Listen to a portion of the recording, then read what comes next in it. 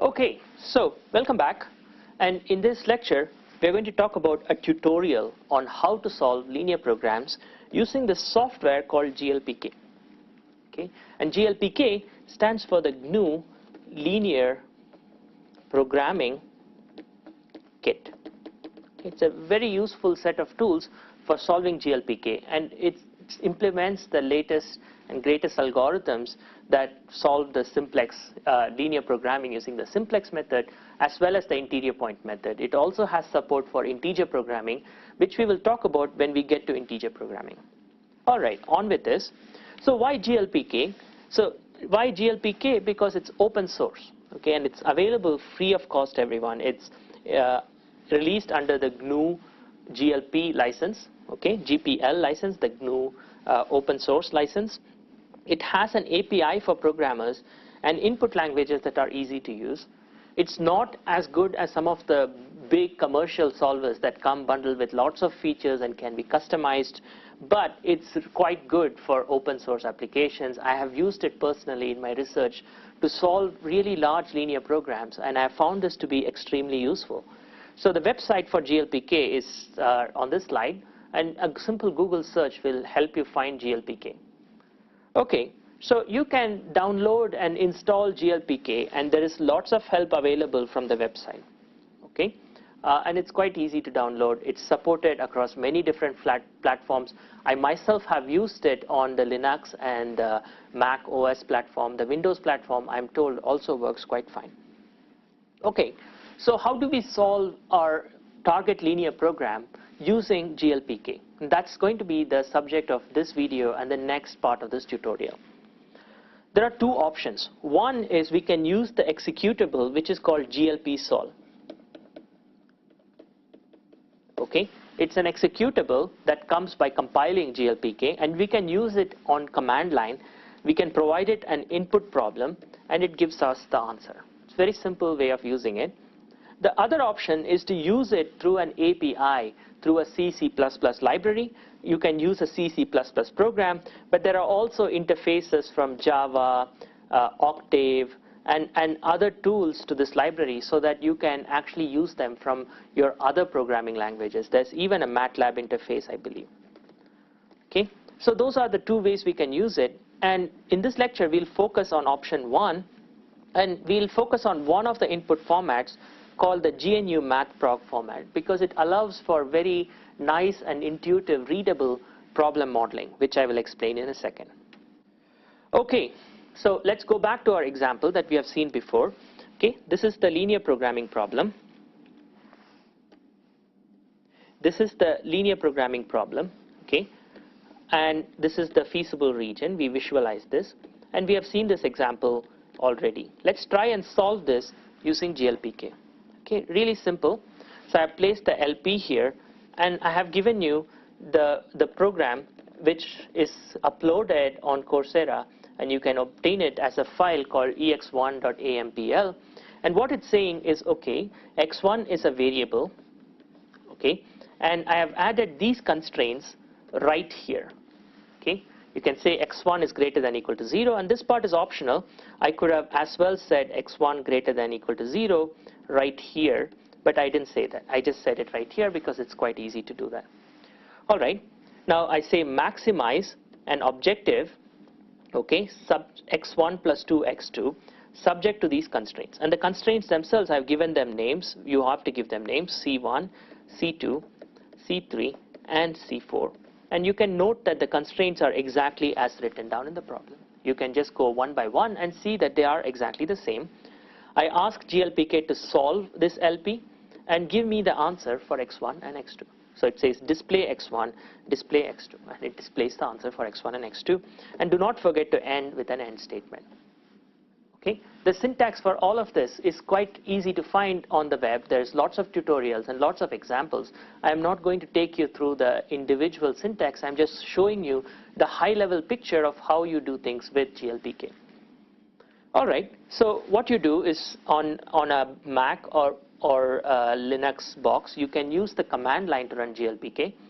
You can also use the command line on a Windows machine using the run command on a Windows machine. You can also use the command line. You can bring up the Windows shell and run the same thing. It's going to look slightly different, and that's all. Okay, so this is for Mac, let me repeat, or Linux, and this works out of the box. For Windows, it's slightly different, and I'll post the correct command for Windows online, and we can have a discussion about it. Okay, and when you do this, there's going to be a bunch of printouts, and finally, it's going to tell you that the answer is x1 equals 6 and x2 equals 11. Okay, and that's the answer we expect, and we got it. Great. Now, you can do it in a different way that makes sense for encoding problems. And the different way is to use a language called the matprog language. And this is very close to a language called AMPL, a modeling language for mathematical programming. AMPL itself is not open source as far as I know. There may be open source solvers that support AMPL. And GLPK supports a subset of AMPL for linear programs. And this is very convenient, and the convenience of this is quite nicely illustrated when we use this to solve the diet problem, and I'll show you how to do that. But let me give you an idea of how this works. Okay, there's going to be two parts to this input. One part is going to be the model, which is going to somehow talk about the shape of the linear program. Okay, this is not going to instantiate the linear program. It's going to somehow talk about an abstract shape of the linear program. And the other part is going to be the problem-specific data. Okay, let me try and illustrate this a little bit so that when you actually go and read the manual, it's less confusing. Okay, and we take these two and pass it through the GLP solve executable, and it will give us the answer. All right, how does this work? Okay, so if you take our example linear program, okay, what is its shape? So we can say its shape is that of a standard form LP, and standard form should be clear from following Shalom's lecture on LP formulations. Okay, and what does this look like? So the shape looks like this: maximize summation 1 to n, where n is the number of variables. Okay, ci xi, subject to the constraints, and there are m constraints.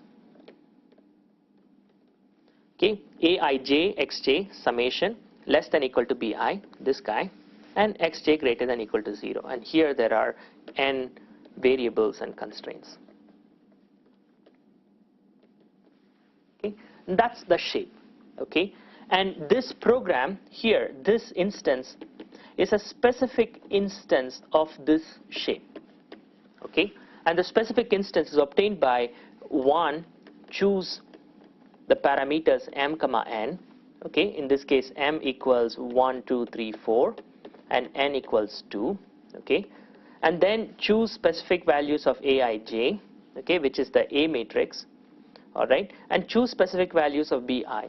And when you choose all these 4, and finally choose values of ci for the cost function, and when you choose all these parameters, you get a specific instance of the linear program. And what this format does is separate the shape from the data. Okay, let's take a look at how that works. All right, the first thing is how to encode the shape using a model file, and here is how we do it. So we say parameter m. So m is a scalar parameter that says it's the number of constraints. We say parameter n, that's also a scalar parameter, and that's the number of decision variables. Okay, we don't know what the values of m and n are, but they will be supplied on the side as problem data. Right now, I'm just describing the problem abstractly given m and n, and the convenience of this cannot be understated. This is very convenient to write linear programs. Now I say problem parameters, parameter c, and here I am telling you that c ranges from c1 through cn. It's an array with n elements whose indices go from 1 to n. Okay. Now parameter a, and a is the main matrix of the problem, where a has 2 entries I and j, a, I, j. It's a 2-dimensional array, I going from 1 to m and j going from 1 to n. This is what this says. Likewise, this says parameter b with I going from 1 through m. Okay, and these describe these aspects of the problem right here. Okay, so that describes what are the problem parameters. Excellent. Now I declare variables, and in one declaration I can declare n variables. The variables are x1, through xn, and immediately I give them a constraint saying they are all greater than equal to 0 to take care of this. Okay, it's very convenient, and when you use this and understand this, this is super convenient for modeling a problem. Okay, and this kind of convenience is why we use languages like AMPL or MathProg to model linear programs, because it makes it very convenient. So how about the objective? So we say maximize because it says a maximize here. Objective, and here is it. Sum from I ranging from 1 to n. So think of it as sum I equals 1 to n ci xi. Okay, we just write it in this format. Okay, and then we write, and here we are writing m constraints, each constraint being sum from I to 1 to n aji xi less than equal to bj. And that's just writing these m constraints in one line right there. And then you say solve, and then you say display x and n. Okay, so this is a very succinct way of encoding what could be potentially a really large linear program. Okay, and then what you do on the side is you write down the data for the problem. Okay, so you write down the parameters c, a, b, m, and n. I'm not going to describe how you write down the data. You can write it in a .data file on the side, and I've given you a file called ex1.data that shows you how the data is written. It's uploaded, you can download it, and you can examine it yourself and see, compare the model file and the data file and see how the data is being expressed corresponding to the model. Okay, it's very convenient to do that. And when you now say GLP solve minus model, and I just made it and I called it standard form.model because it's a model for a standard form problem. And the data I am saying is ex1.data, take data from here and solve it. Okay, and now I have x of 1 is 6, x of 2 is 11. Okay, so in this version I give it two files. One is the model file, which describes the shape of the problem, and the other is the data file that describes the data that goes into the shape and instantiates the problem. And together GLPK builds up the problem and solves it. Okay, it's very convenient, of course. All right, so if that is clear, in the next lecture I'm going to show you how all of this come together to solve the diet problem that was introduced by Shalom in his video. So I will see you in the next lecture. Thank you.